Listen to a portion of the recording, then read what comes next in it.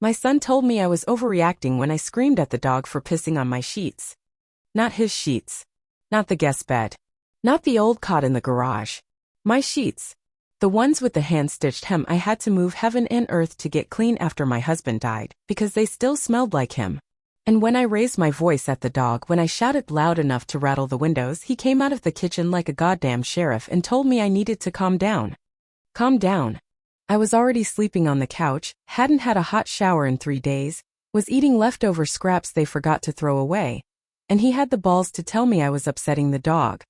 That's when I lost it. I don't even remember what I said first. I remember the volume.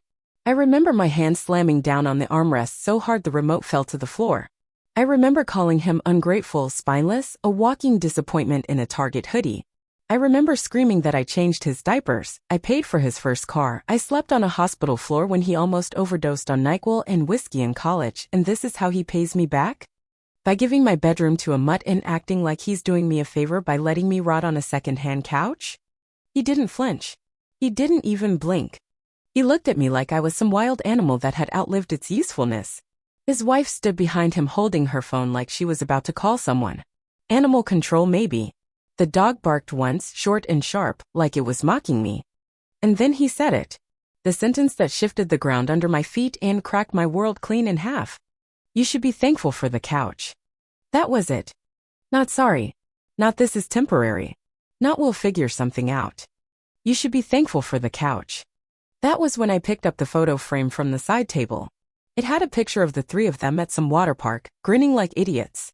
I hurled it at the wall. It didn't even break. Just fell to the floor and cracked at the corner. He told me I was being dramatic. That he didn't have time for my episodes. That I needed rest. That he would call someone if I couldn't behave. I almost laughed. I would have if my throat didn't feel like it was filled with glass. He turned his back on me. Walked into my old bedroom, the one that still had my lavender candles on the dresser and the quilt my grandmother made for me folded neatly in the closet. The dog padded in after him. The door closed behind them. That's when the sob hit. Just one. Sharp. Quick. A body punch to the chest. I sat down slowly, carefully, like I was made of shattered glass. The couch sagged in the middle. My back ached just looking at it. The pillow had a drool stain. I didn't even know whose it was. Maybe the dog's. Maybe not. I didn't cry. Not then. I sat there in the dark for hours. The TV was still on. One of those shows where people flip houses in 3 days and act like they've built the pyramids. I watched without seeing. My thoughts were stuck on a loop. Over and over again, his voice in my head, telling me I should be grateful. Like I hadn't given everything for that boy. Like I hadn't erased myself for years just to make sure he got through life without feeling poor, without feeling unwanted, without feeling like I did growing up. I wondered for the first time in my life if he actually loved me. Not the idea of me. Not the obligation.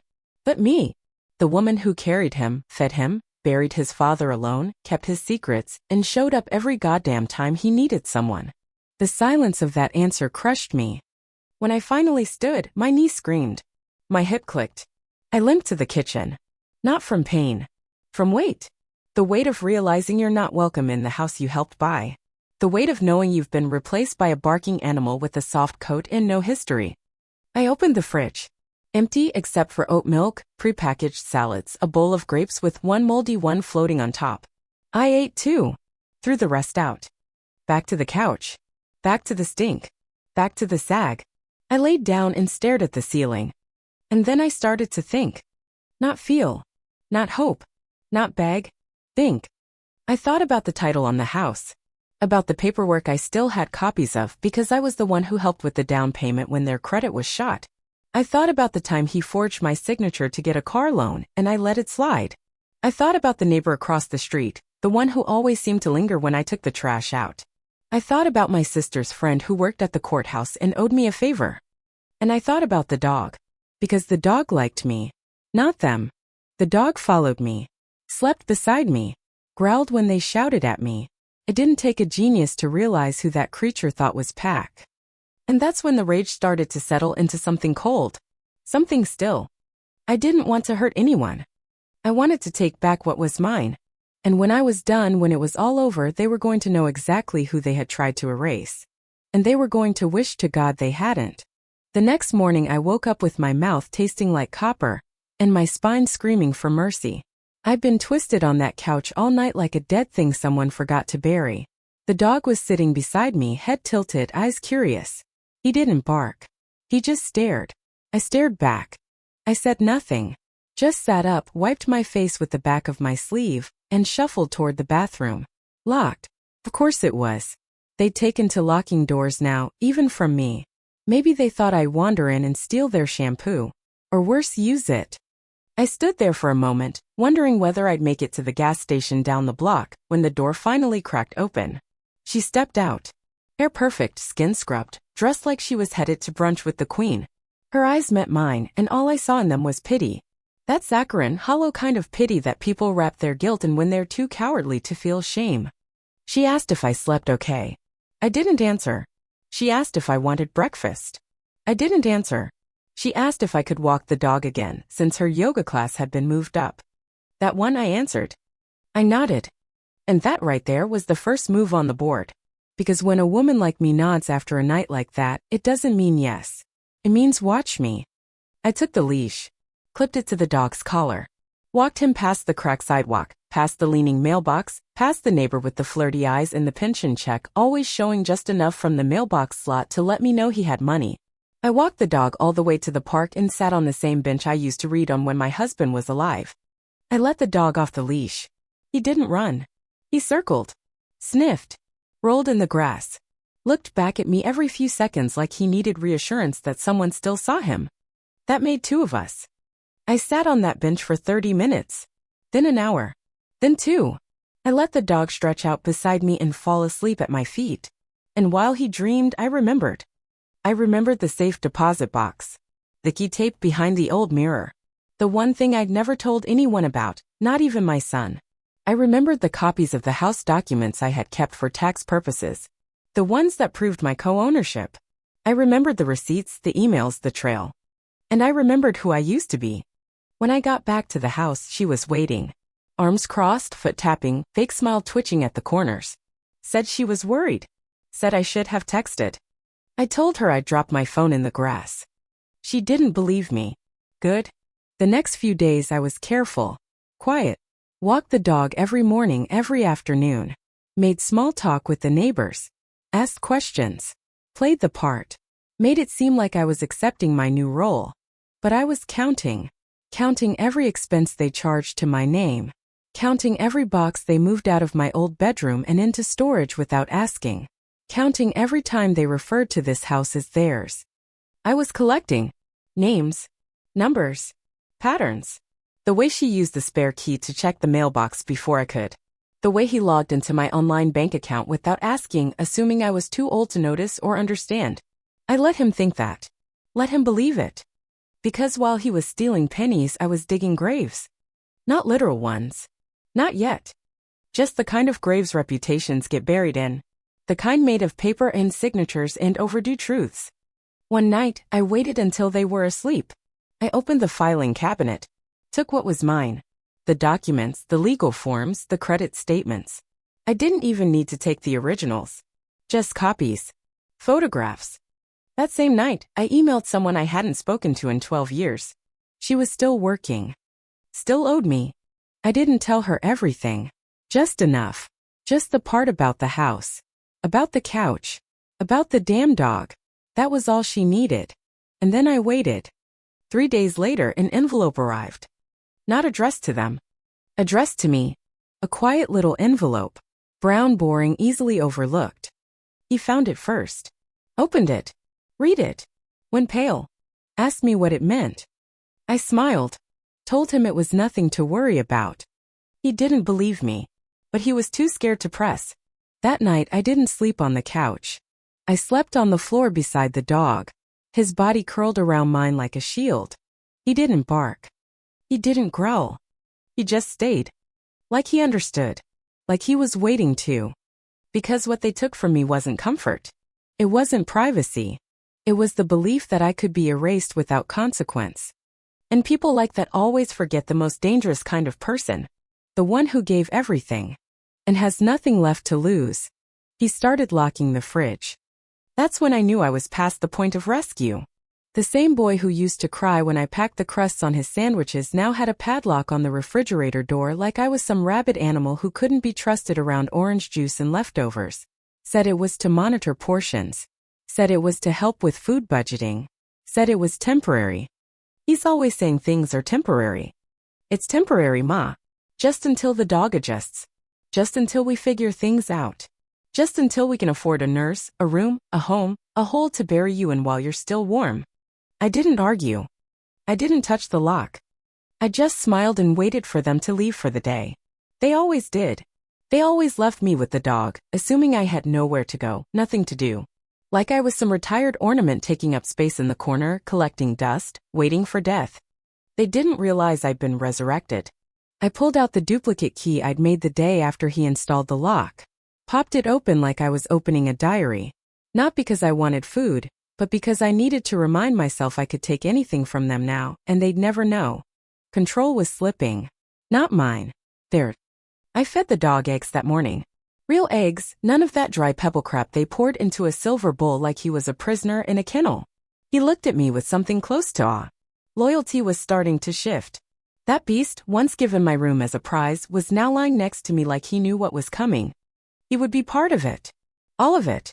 The mornings became sacred. I walked the dog farther each time. Used those walks to take detours. To pick up items. To have conversations. I started with my old friend at the city records office. The one who owed me for the time I forged her mother's signature to get her into nursing school. She remembered. She printed everything I asked for, house deed, mortgage timeline, refinance notes. My name was there. Clear. Legal. Permanent. Then I went to the courthouse.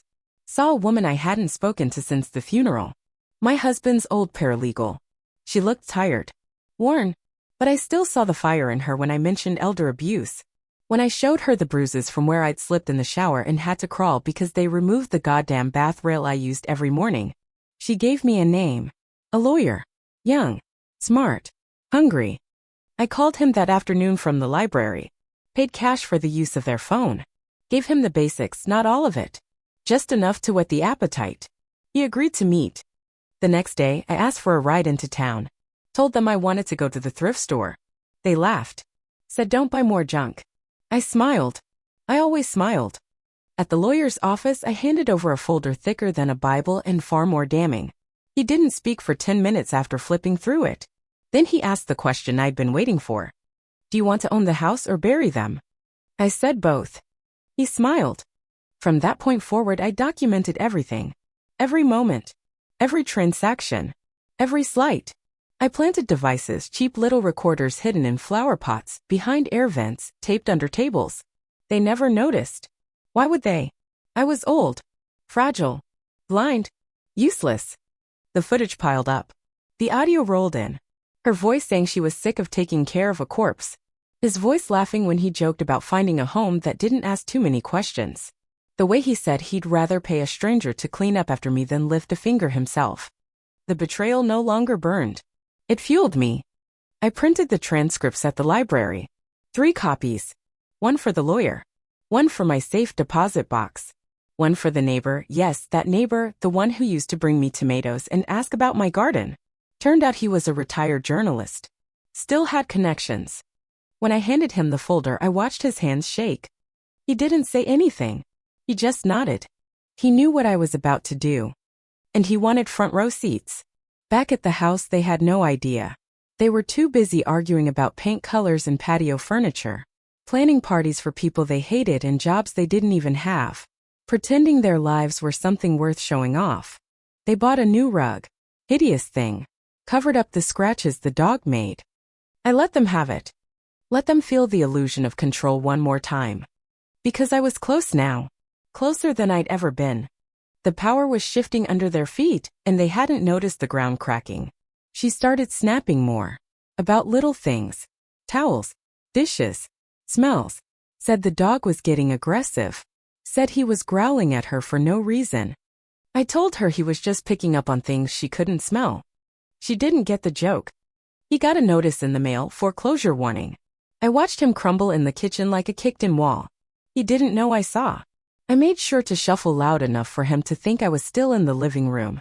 But I saw it. The panic. The way his hands trembled. He'd been using my name for loans again. Of course he had. But this time he'd used it on a joint asset. Which meant he'd implicated me. Which meant I had grounds. I walked the dog that afternoon with a spring in my step. I was days away now. Every move they made was another nail in the coffin they were building for themselves. And the best part? They still thought I was asleep on that couch. Still thought the couch was a cage. It wasn't. It was a front row seat. To the fire. And they were already standing in it. The day he asked if I could just sign this quick form, I knew he was getting desperate. It was breakfast. Dry toast, half burnt, no butter. His wife was scrolling her phone, probably looking up outfits for whatever fake job interview she was pretending to have that day. He placed the paper next to my plate like it was a menu. Said it was just a small refinancing form. Said it'd help with the insurance premiums. Said it was routine. He didn't know I'd already seen the real numbers. He didn't know I'd spoken to the bank manager in person. What he was trying to get me to sign was a document that would remove my name from the deed completely and hand them full ownership, a precondition for a quick sell cash buyer. Because he was drowning in debt from bad crypto trades and that god-awful landscaping company that never existed beyond a business card and a Facebook page. I picked up the pen. I looked him in the eye.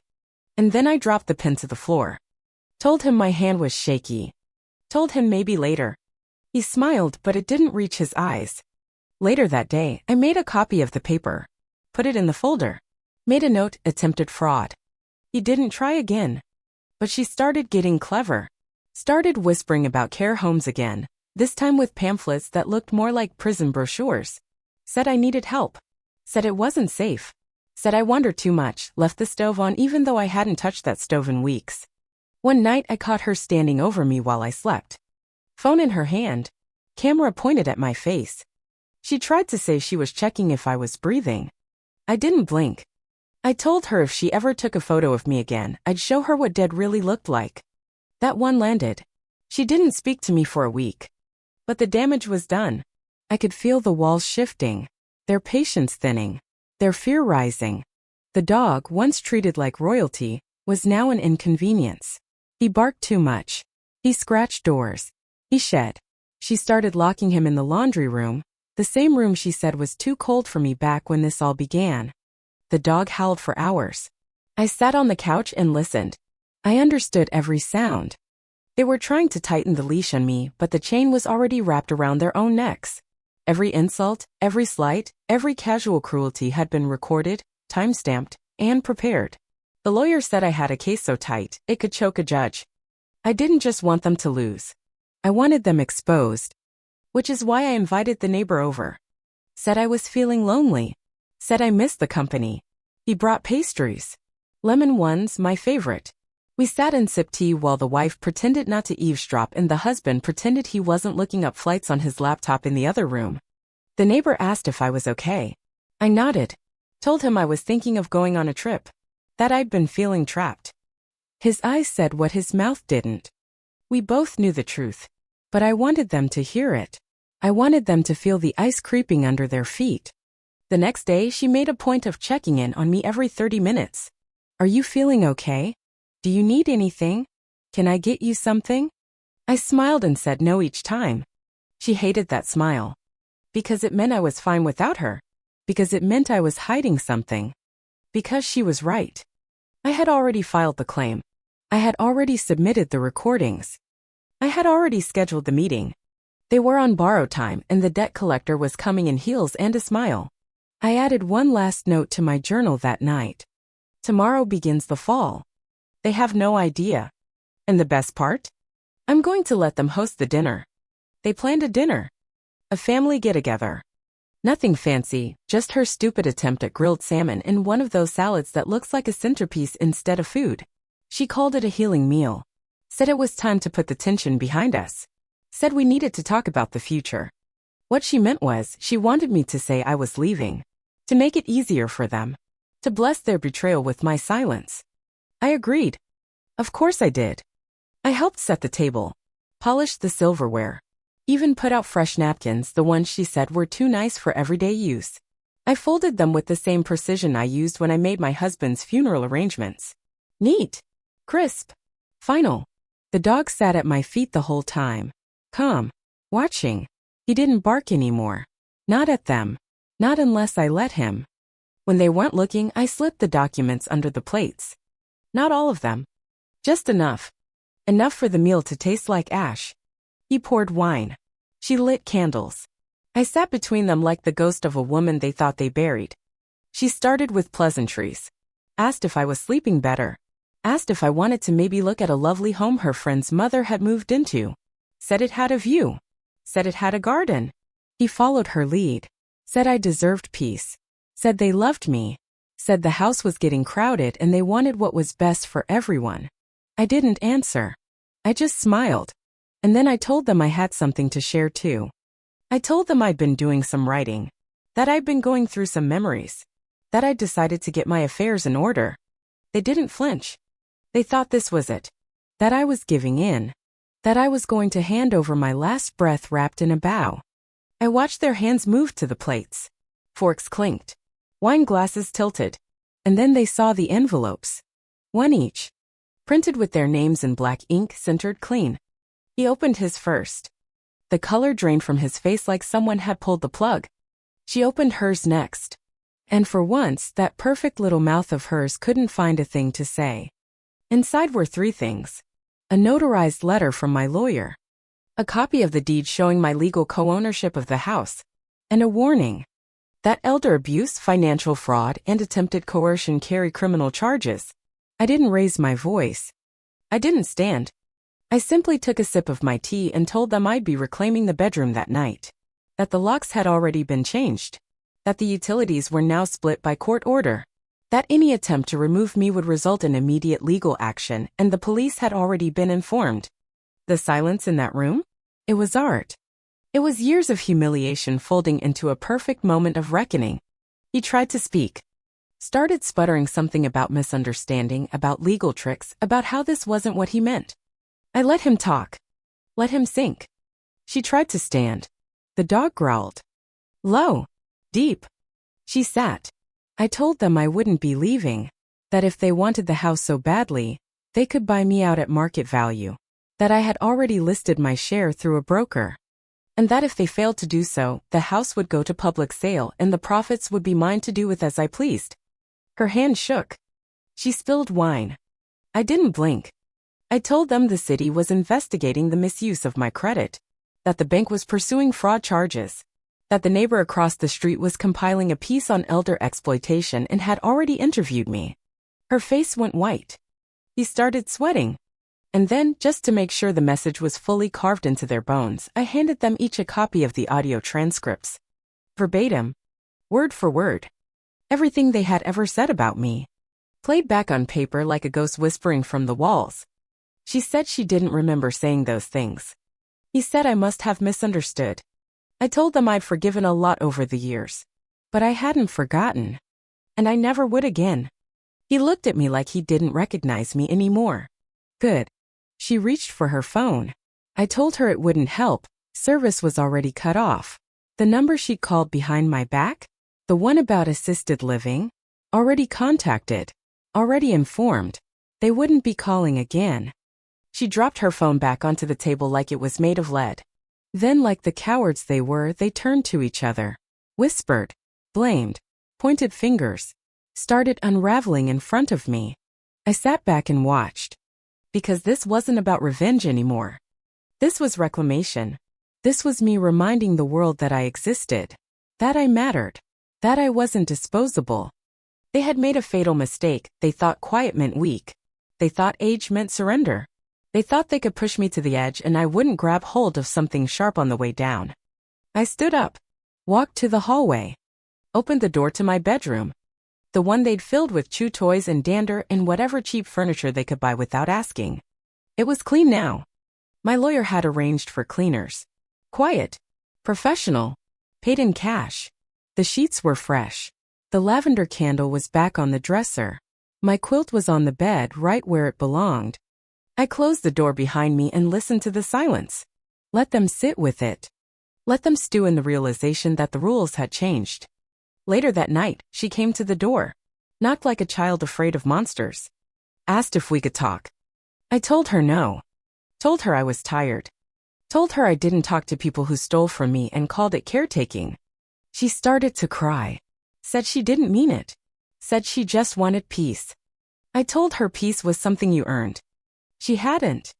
I didn't see her for 2 days. He tried next. Offered coffee. Offered to talk. I declined. Told him he could email my lawyer if he had concerns. He didn't like that. Started yelling. Said I was tearing the family apart. I reminded him that family is a choice. That he had made his. And now I was making mine. That week, the house changed. It was subtle. I started cooking again. For myself. Fresh food. Real food. No more stale toast or dry cereal. I left the fridge open on purpose sometimes just to make a point. The dog? He never left my side. Slept by my bed, tail thumping, body warm. He didn't even look at them anymore. Just followed me. My shadow. My sentry. She tried to complain about it. I told her to leave if she didn't like it. She didn't say another word. A letter arrived 3 days later. From the city. Turns out, anonymous complaints about housing code violations can be submitted online. The cracks in the ceiling. The mold in the guest bathroom. The illegal rental listing they had put up before I caught them. All of it documented. All of it flagged. They had to pay fines. They had to clean. They had to cancel their weekend getaway. I sat on the porch that Saturday, sipping iced tea while they argued through the open window. I smiled and waved at the neighbor. She waved back. Everything had shifted. And they knew it. The final blow came a week later. My lawyer called, said the buyers were ready. If they didn't meet the offer, the house would be sold. My name on the documents. My price on the table. She panicked. Said they had no money. I told her that wasn't my problem. He raged. Said I was being cruel. I told him cruelty was taking a woman's bedroom and giving it to a dog. Cruelty was replacing love with obligation and calling it family. Cruelty was treating the person who raised you like a stain you were too lazy to clean. I offered them one last option. Pack their bags. Leave the house. Let me live in peace. They didn't take it. Of course they didn't. So I sold the house. Every stick. Every brick. Every floorboard I helped pay for. Gone. And I kept the dog. Because he was the only one who ever stayed loyal. The day the movers came, she sobbed. He paced the driveway like a child about to be grounded. I walked out with my suitcase. Simple. One bag. My documents.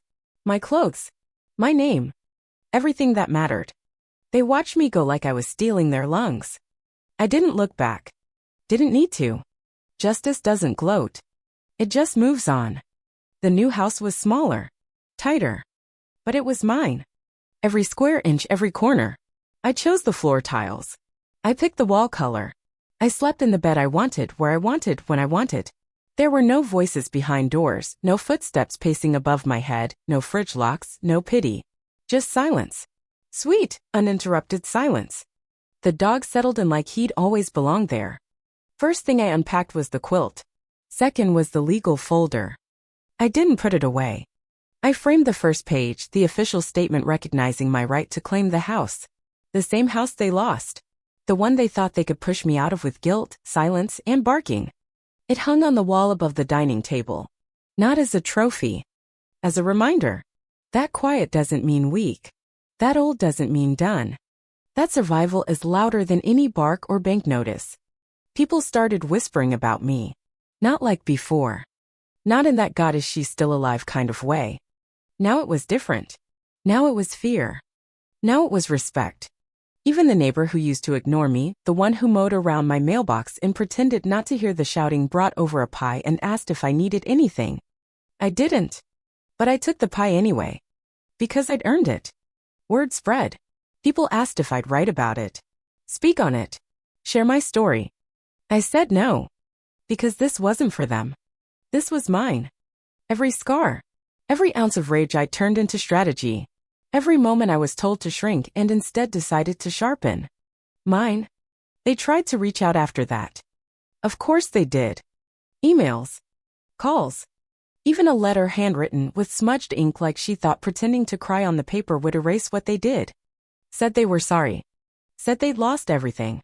Said they were homeless. That part wasn't true. They moved in with her sister. But they wanted me to believe it. They wanted guilt. I mailed the letter back. Empty. No words. No return address. Just emptiness. The same emptiness they gave me when they shut the door in my face. I kept walking the dog. Every day. Same park. Same bench. Different woman. Sometimes people would stop to chat. Ask about the dog. Say he looked loyal. I always nodded. Said loyalty's not something you teach. It's something you deserve. I didn't need to say more. Because that was the truth. There were days I missed them. Not who they became, but who they were before. The little boy with the skinned knees who used to beg for one more bedtime story. The young man who carried my suitcase through the airport like it weighed 1,000 pounds. Even her before the cold settled in her smile back when she used to hold my hand during thunderstorms and say I made her feel safe. But missing someone doesn't mean you let them back in. It means you remember. And you move forward. I started writing again. Nothing fancy. Not a book. Just pages. Fragments. Truths. The kind of truths people are scared to say out loud. The kind that start with I stayed too long and end with I'm never doing that again. Sometimes I'd read them aloud to the dog. He'd tilt his head like he understood. Maybe he did. The day the house finally sold, their old house, not mine, I got the check hand-delivered. I didn't cry. I didn't frame it. I deposited it into an account they'll never know about. Then I went out and bought myself a chair. A good one. Leather. Deep and wide and soft enough to sleep in. I placed it by the window, facing the sun. That's where I sit now. Every evening. Cup of tea. A bit of radio. The dog curled up nearby.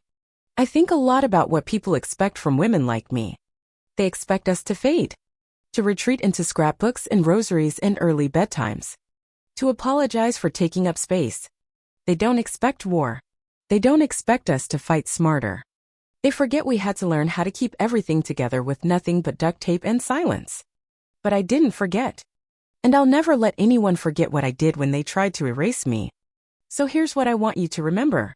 If someone ever takes your room, your name, your dignity, don't beg, don't scream, don't waste a breath trying to explain yourself to people who decided you didn't matter.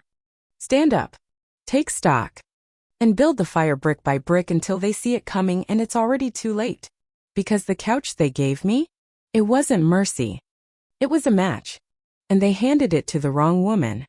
Now if that lit something inside you, if you felt that sting of justice right down to your bones, hit that subscribe button. 'Cause I've got more. And I promise you this. The next story? It'll burn even hotter. Now you know what happens when you corner the wrong woman. When you treat blood like burden. When you mistake patience for surrender. I didn't raise hell. I raised myself. And I took everything back. If you stayed with me through every word of this story, if you felt the fire rising with mine, then don't just watch in silence. Subscribe. Because the next story? It's not about revenge. It's about legacy. And I promise you this. You'll want to be here when it drops. Thanks for watching. Now go reclaim your room.